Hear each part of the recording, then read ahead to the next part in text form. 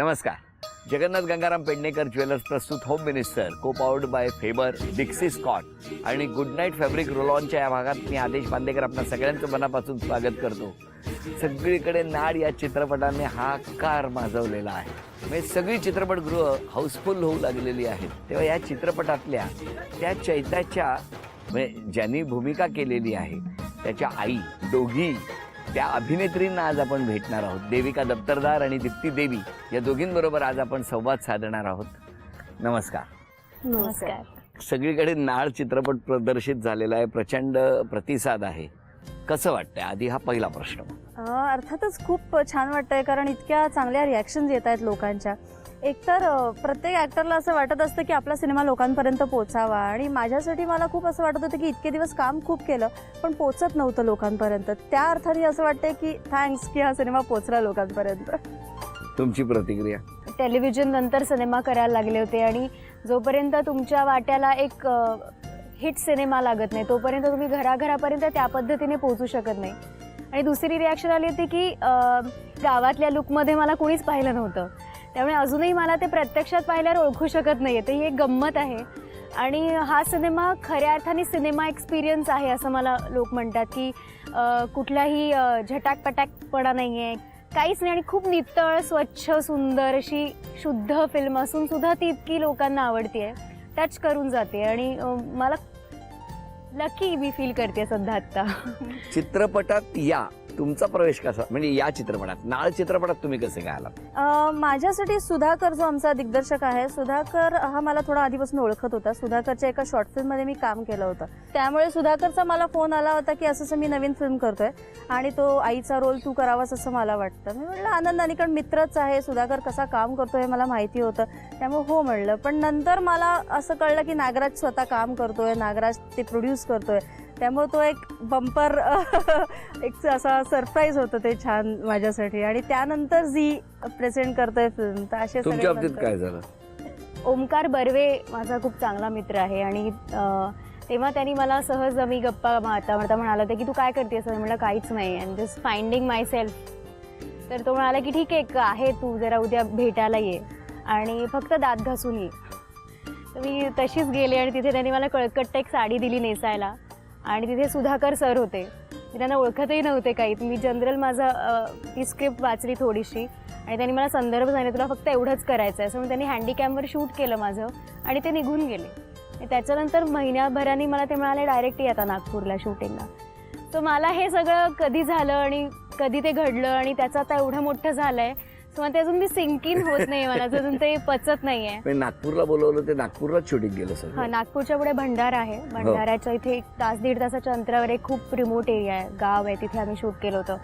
मग नागराज सर भेटले, आणि तेव्हा मला एकदम अशी थरथर होत होते, पण त्यांनी मला इतकं रिलॅक्स केलं. मी 2 तास त्यांच्याशी गप्पा मारल्या, आणि मग मी आता त्यांच्यातलीच झाली असं झालं. आणि मस्त. पण कसं होतं, पुण्यात सगळं बालपण गेलंय, नागपूर भंडाऱ्यात जाऊन शूटिंग करायचं अवघड होतं. म्हणजे खरं तर माझ्यासाठी अवघड यासाठी होतं की एक तर ती भाषा आम्हाला बदलायची होती त्या फिल्ममध्ये, त्यानंतर ते सगळं गावातलं कल्चर. आणि मी टिपिकल पुण्यात वाढलेली शहरी मुलगी आहे, तर तिथे जाऊन म्हशीचं दूध काढणं, त्यानंतर एक्सपिरियन्स भीती वाटत होती जरा. पण सुधाकरने मला हे सांगितलं होतं की हे तुला करायचं आहे, आणि त्यामुळे पुण्यामध्ये एक गोठा आहे, तिथे 15 दिवस मला जाऊन रिहर्सल करायला लावली होती त्यांनी. दूध काढायची.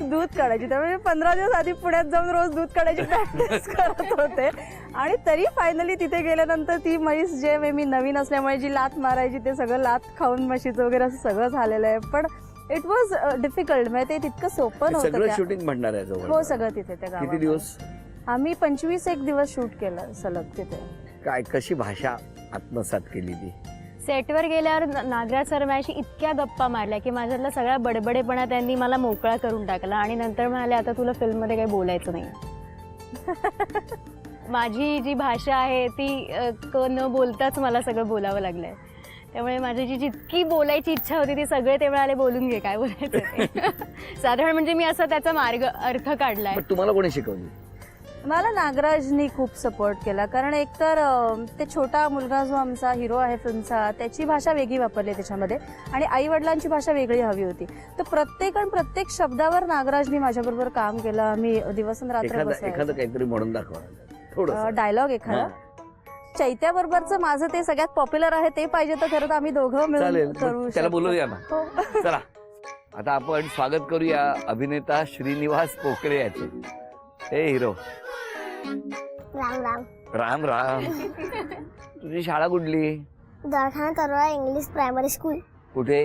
अमरावतीला. अमरावतीला. हा. बरं, तुझ्या शाळेबद्दल आणि मी नंतर गप्पा मारणार आहे, पण आता ना चित्रपटातल्या आई आहेत ना त्यांच्याशी मी बोलतोय, हो की नाही? ते आता आपण चित्रपटाविषयी बोलूया. मला ना तुमच्या दोघांचा एक डायलॉग ऐकायचा आहे. आई जाऊ काय खेळायला? नाही म्हणलं ना. आई जाऊ दे ना. नाही चैत्या. मी तुझं सगळं काम नाही करत का? आज रविवार असते, अभ्यास नाही. चैत्या त्याच्यामुळे थोड्या वेळानं नाही. जाऊ दे ना. नाही. जाऊ दे ना. नाही. जाऊ दे ना. जा. कसला गोड आहे हा, हा? हे कसं काय तुला हे जमतं रे सगळं? म्हणजे ऑडिशन झाली होती माझी हा. शाळेतून. मग शाळेतून अमरावतीला ऑडिशन झाली. अमरावतीवरून पुण्याला, हे नागपूरला. नागपूरवरून मग पुण्याला मग आम्ही वर्कशॉप घेतली हा. सुधाकर सरांनी. आणि मग नागराज सरांनी मॅम आणि आम्ही तसं नव्हतं की नवीन नवीन आहे. वर्कशॉप घेतली म्हणून आम्ही एकदम हे झालो की आहे म्हणजे मित्रासारखे राहायचो आम्ही. हो, कोण कोण? Nagaraj sir, Sudhakar sir, ma'am, मी आणि अजून खूप जण होते. पण मला सांग, आता मला समज तुझ्या चित्रपटात काम करायचं आहे, समज म्हणजे दुसरा आला, पार्ट 2 आला आणि तुझा रोल मला दिला, तर तू त्या चित्रपटातली भाषा मला कशी शिकवशील रे? तुम्ही अमरावतीला 1-2 महिने राहा, मग तुम्हाला येऊन जाईल. ते पण ह्या कशा वागत होते रे तुझ्यावर सेटवर? छान वागत होत्या. म्हणजे कोण रागावलं या दोघींपैकी कधी? खरं सांगा. कोणीच नाही, त्या दोघीही नाही रागावल्या? एक पण नाही. कोणी सेटवर कोणीच नाही रागवायचं. या कोण आहेत तुझ्या चित्रपटात? ते तुम्ही पिक्चर मध्ये बघाल.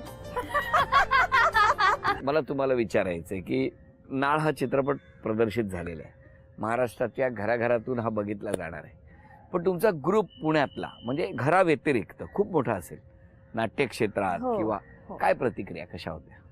मी म्हणलं तसंच खूप एक तर सिनेमा खूप आवडतोय लोकांना. आम्हाला खूप पॉझिटिव्ह रिस्पॉन्सेस मिळतात. कारण असं बऱ्याचदा होतं की प्रमोशनच्या वेळेला आपण एवढं बघा सिनेमा म्हणतो आणि नागराज मंजुळेंचा सिनेमा आणि असं सगळं खूप प्रमोट केलंय. तर बऱ्याचदा असं होतं की अच्छा ऐकलं होतं खूप सिनेमाविषयी, पण ॲक्च्युअल बघितल्यानंतर असं वाटतं की काहीच नाही सिनेमामध्ये, उगाचच हे लोक असं बडबड करतात. तर तसं नाही झालं या सिनेमाचं. म्हणजे आम्ही जसं प्रमोट केलं होतं तसंच लोकांचे रिॲक्शन झालेत की फारच सुंदर फिल्म आहे आणि काहीतरी वेगळाच अनुभव देऊन जाते. मग अनेक लोकांनी असं सांगितलं की ती फिल्म आहे असं वाटतच नाही, ते खरं जगणं चालू आहे असं सगळ्यांचं वाटतं. अशा छान छान प्रतिक्रिया आल्या आहेत लोकांच्या. तुमच्या बाबतीत काय आलं? खूप आशीर्वादाचे खूप फोन आले. पुण्यातले जे मला लहानपणापासून खूप ओळखतात. मी धडपड माझी जेव्हा चालू होती या क्षेत्रात येण्यासाठीची, कारण माझं बॅकग्राऊंड असं काहीच नाही आहे, तर त्यांना आता खूप बरं वाटतं, कौतुक आहे आणि मोठ्या प्रमाणात हा चित्रपट सगळ्यांकडे पोचतोय ह्याचं एक ह्यामुळे येणारे फोन कॉल्स पण खूप वेगवेगळे असतात आणि मला ते बरं वाटतं की मी पोचते, चेहरा पोचतोय ह्या गोष्टीचा. मग आता फक्त मोठा पडदा की छोटा पडदा पण? मी छोट्या पडद्यावर फार कधी केलंच नाही खरं तर काम. मी सिरियल्स आणि हे फार केल्या नाहीत, पण चांगलं काम असेल तर छोटा काय मोठा काय आणि छोटा रोल काय आणि मोठा रोल काय असंच मला वाटतं. चांगला रोल असेल तर तो कुठलाही करेनच. मी लहान पडद्यावर खूप काम केलं आहे आणि मोठ्या पडद्यावर एक चांगला पार्ट असा असतो की तुम्हाला सिरियल्स अशा अनेक वर्ष चालत असतात आणि एकच एक कॅरेक्टर करावं लागतं. इथे स्वतःला वेगवेगळ्या पद्धतीने स्वतःला चेक करायला मिळतं किंवा एक अनुभव घ्यायला मिळतो, तो मोठ्या पडद्यावर मिळतो. पण मला असं काही नाही, अभिनेत्री म्हणून माझी जी भूक आहे ती आता वाढत राहील अजून, आणि अशी पावती मिळाल्यानंतर तर मी अजून फ्री, स्वतःला मुक्त फील करते कुठल्याही रोलमध्ये जाण्यासाठी. तर मी स्वतःला खूप पाण्यासारखं फील करते की जायची इच्छा आहे सगळीकडे. बरं, या चित्रपटाशी संबंधित गप्पा सुरू झाल्यापासून आपण बघितलं तर 2 नावं आपण सातत्याने ऐकतो, एक सुधाकर सर आणि नागराज सर, बरोबर? त्यांच्याबद्दल काय? त्या व्यतिरिक्त या चित्रपटाशी संबंधित अजून कोण कोण अशी अंग आहेत की ज्या प्रत्येकाचं कॉन्ट्रीब्युशन त्या भव्य पडद्यावरती लोकांना, प्रेक्षकांना आपलंसं वाटू लागलंय? मला वाटतं खूप जणांचं कॉन्ट्रीब्युशन आहे. म्हणजे एवढी चांगली फिल्म होते ती खरंच एखाद दुसऱ्यामुळे नाही होत. सगळ्या टीमचं त्याच्यामध्ये हे असतं. अगदी मेकअपपासून ते आमचे साऊंड जे आहेत, मला मगाशीच कोणीतरी म्हणलं की तुझ्या प्रत्येक शॉटमध्ये पायातलं छुमछुमचा सुद्धा आवाज येतो, तर ते साऊंडचं बारीक केलेलं काम असेल किंवा सुधाकरची फोटोग्राफी, इतकी कमाल फोटोग्राफी केली आहे सुधाकरने की प्रत्येक फ्रेम त्याची काहीतरी बोलते, प्रत्येक मेटाफर त्यांनी जे वापरलं आहे ते काहीतरी बोलतं. नागराजचे संवाद, एक संवाद हा असा आहे की लोकांना ऐकत राहावासा वाटतो, असा नागराजचे संवाद आहेत त्या फिल्ममध्ये. त्यामुळे या सगळ्यांचं मिळून खूप कॉन्ट्रीब्युशन आहे. आणि सगळ्यात मोठं म्हणजे यांनी जे काही काम केलं आहे या सिनेमामध्ये, त्याचं काम फारच मस्त पण मला आहे. सांग, तुला जेव्हा सगळीकडे कौतुक होतं, तुझ्या शाळेतून फोन आला तुला? खूप जणांचा, कोणाचा आला? मित्रांचा, म्हणे खूप छान पिक्चर आहे म्हणे. आणि मला वाटते की अजून मी एकदा जाणार म्हणे पिक्चर बघायला. अजून तुझी आई कशी होती म्हणे, ती तुला मारत होती म्हणा म्हणे, असे खूप जणांनी. पण तुला मारलंय चित्रपटात? हो. पण लागलं कधी? नाही, एकदा लागलं असेल ना. ऑफ कॅमेरामध्ये यांनी खूप आवडलंय. काय केलं? आम्ही काय पण कोणता पण गेम खेळत असतो, एक तर नख, नाही तर मग कोणत्या पण गेम मध्ये लागणंच असतंच. पण इतकं हे आहे. आम्ही एकमेकांशी खूप खेळत असतो आणि तो प्रत्येक गेम जो काही चॅलेंज करतो ते मी जिंकते, म्हणून त्याला खूप राग येतो माझा. आणि तो सगळी ताकद लावतो की हात माझा धरून खाली पाडणं वगैरे, आणि मी एका हाताने त्याला ते उचलून धरते, त्याची चिडचिड होते, मग त्याला दुखायला लागतो.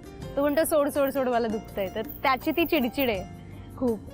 नेहमी हरवलं तुला? हो, खूप. का रे? काय माहिती आता. तू लहान आहेस तर तुला जिंकवायला पाहिजे होतं ना. याचं म्युझिक बॅकग्राऊंड A.V. प्रफुल्लचंद्र यांचं म्युझिक आहे. आणि ते पहिलं गाणं त्यांनी केलं आहे आणि दुसरं गाणं अद्वैत नेवलेकरनी केलं आहे. मग ते गायलंय कोणी? एक जे छोट्या मुलाचं गाणं म्हणजे जे ह्याच्यावर शूट होतं ते जयेश कुमार नावाचा छोटासा, तो असाच छोटं मिरॅकल आहे, ते त्यांनी गायलंय. ते गाणं तो मुळात आहे दिल्लीचा, बरं. आणि हे मराठी गाणं त्यांनी गायलंय आणि खूप सुंदर गायलंय. मला तुम्हाला विचारायचं की चित्रपट का बघावा असं तुम्हाला वाटतं?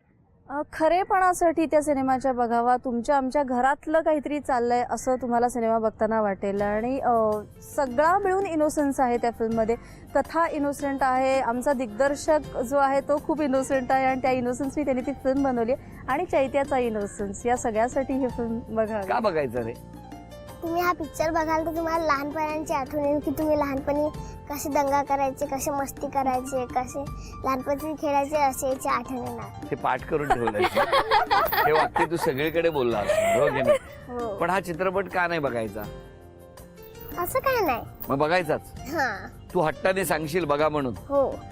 मी अजून बघितलेला नाही चित्रपट, मला काय सांगशील? तुम्ही तिकडे जा आणि माझे फॉल्ट काढा की काय काय कसं पाहिजे होतं आणि कसं पाहिजे होतं, मग मी त्याला अजून वाढवणार आणि चांगलं करणार. काय ग, किती गोड आहे ते बा. बघितलं म्हणजे बाळाचे पाय पाळण्यात दिसतात, त्याचं जे काही नॅचरल एक्सप्रेशन्स आहेत त्याच्याही पलीकडे जाऊन त्याच्यातला जो एक मी म्हणतो मॅच्युरिटी आलेली आहे त्याच्यात. त्याने आता जे म्हटलं की तुम्ही चित्रपट बघा, थोडीशी गंमत करायला गेलो मी, पण त्याने इतकं छान सांगितलं की माझ्या चुका सांगा, जेणेकरून त्याचा उपयोग मला भविष्यामध्ये होईल आणि खूप चांगलं काहीतरी करण्याची प्रेरणा मिळेल. पण मग मला सांग, चित्रपट प्रदर्शित झाल्यापासून आजपर्यंत तुझ्या खऱ्या आईबाबांनी तुला कधी मारलं का रे? नाही, असं काय नाही. आई बाबा तर मारतच राहतात. नाही तसं नाही. पण परवा चित्रपट प्रदर्शित झाला, त्याच्यानंतर सगळीकडे कौतुक कौतुक कौतुक चाललंय. तर त्याच्यानंतर त्या थिएटरच्या बाहेर आल्यापासून आज तू होम मिनिस्टर मध्ये येईपर्यंत तुला एक तरी फटका मिळाला का रे? नाही. अरे मग केवढा बदल झालाय, बघितलंस का? तुम्ही काय सांगाल, का बघायचा चित्रपट?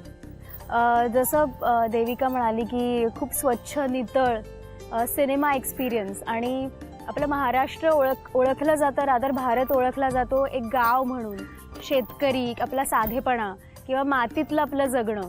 तर ह्याला जास्त सुधाकर रेड्डींनी इतक्या अप्रतिम पद्धतीने दाखवलंय की तुम्हाला हिरो प्रत्येक साध्या आपल्या माणसाला ते आपली वाटणं, आणि आपण खूप काही छान जगतो आहोत किंवा आपलं आयुष्य किती सुंदर आहे हे तुम्हाला मनापासून जगायला तो भाग पाडतो. ते सौंदर्य तुमच्यापर्यंत आणतो. आपल्या सगळ्यांना लहान बाळं आवडतात, त्यांना पडद्यावर जेव्हा आपण त्यांचा निरागसपणा बघतो तेव्हा आपण कनेक्ट करतो. प्रत्येक पिढी कनेक्ट करते, ती एक गोष्ट आहे, तुम्ही पाहायला पाहिजे. झी स्टुडिओज ह्याच्यासोबत आहे, जो आपल्याला आजतागायत उत्तमोत्तम चित्रपट पोहोचवले आहेत.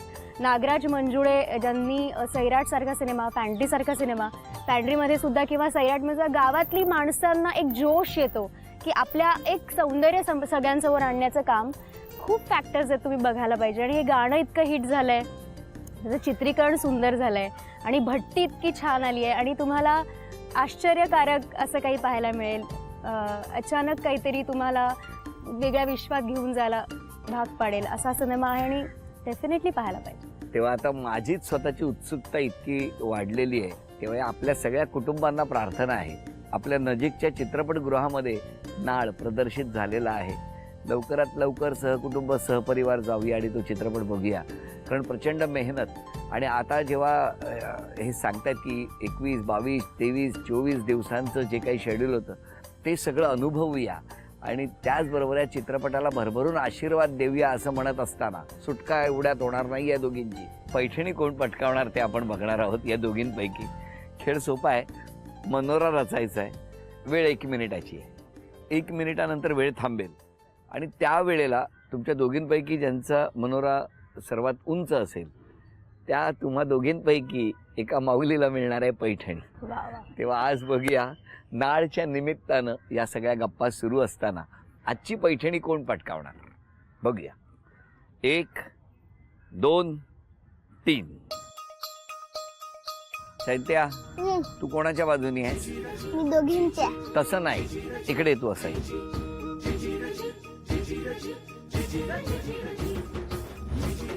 कोण जिंकेल असं वाटतंय तुला? गेम मध्ये तर दीप्ती मॅम खूप फास्ट आहे.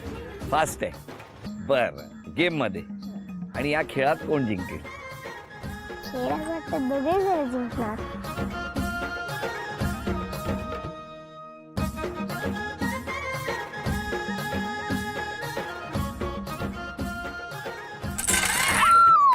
अजून 30 सेकंद आहेत शिल्लक.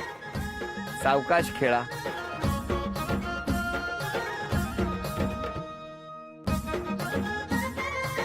पंधरा सेकंद राहिली आता. 15,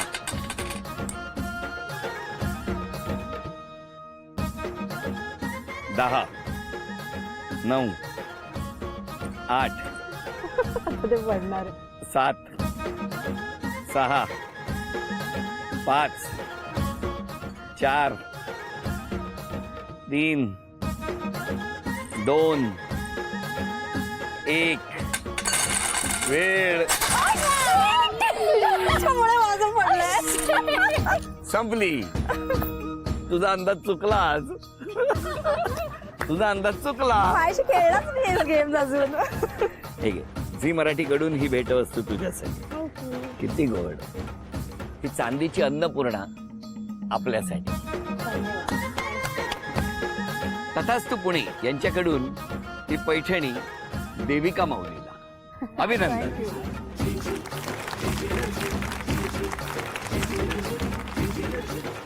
मृदगंध फिल्म्स आटपाट निर्मित झी स्टुडिओज आणि नागराज मंजुळे प्रस्तुत नाळ हा चित्रपट सहकुटुंब सहपरिवार बघायचा आहे.